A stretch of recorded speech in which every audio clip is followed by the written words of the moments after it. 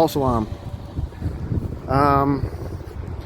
So we were talking about, sex and relationships and how it's so messed up in our society, the way that love is seen and the way that, people just get drunk and I don't know, the depth of relationships is so, leaves a lot to be desired.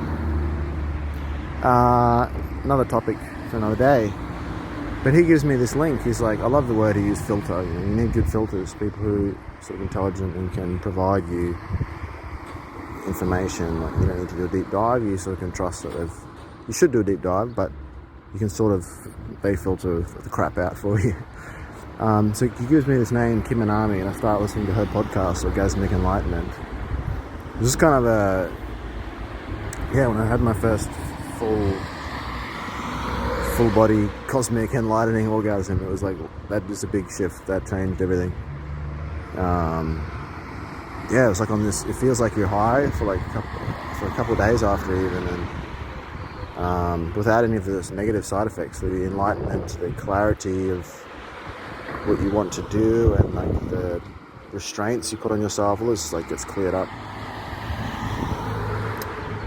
So it gives me this name, and she says some things. She says, any woman, she has a Kim Anami guarantee, any woman can have an orgasm, a squirt, cervical orgasm.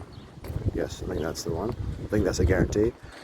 Not going to say much about squirting, but I can't remember if that was what she said. But like a cervical or full body or orgasm through penetration as well. And I tell some friends this, some females, I'm like, anyone can do this. This is an example of an interaction, that you could try and analyze.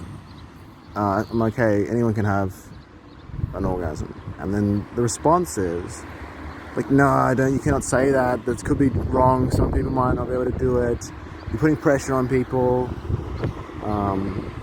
So the response that I think would be applicable would be like, okay, why is that not the case, or why isn't that happening, or how would you do that? Or curiosity, isn't that a cool thing to be like, wow, the depth of, I guess people like orgasms, wow, you can have an orgasm that's maybe 100 times more intense than what you've previously experienced. You'd think people would be like, tell me how, but most people well, I don't know, have their defense mechanisms or different things that go on.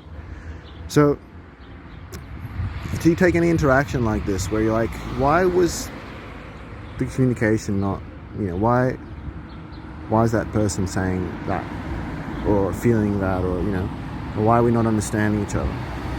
You start to break that down. You start to see, I don't know, there's the book, what is it, The Alchemist, where they talk about, you can see the universe in a grain of sand, all of the rules of how that sand came to be are, it's a byproduct system of rules of how the universe works, and if you understand that, you can sort of understand the rest. And I definitely feel like with communication, if you take any area of communication that's not working well, you can break it down, perceptions and whatever, feelings, all this sort of stuff, and once you get a good grasp of that, your communication skills go way up. Same as, with math. Once you get a handle of the variables and what they're doing, and math is a great teacher for how to communicate well. You start to realize, things like state and, I don't know, simplification, whatever. There's all these different things that you can apply to your communication and way of thinking about what people are saying. Anyway, I don't know if this is helpful for anyone. I plan to do some in-depth analysis of communications and so on, so people can get some more concrete ideas. Yeah. Math. Go math. Fuck yeah.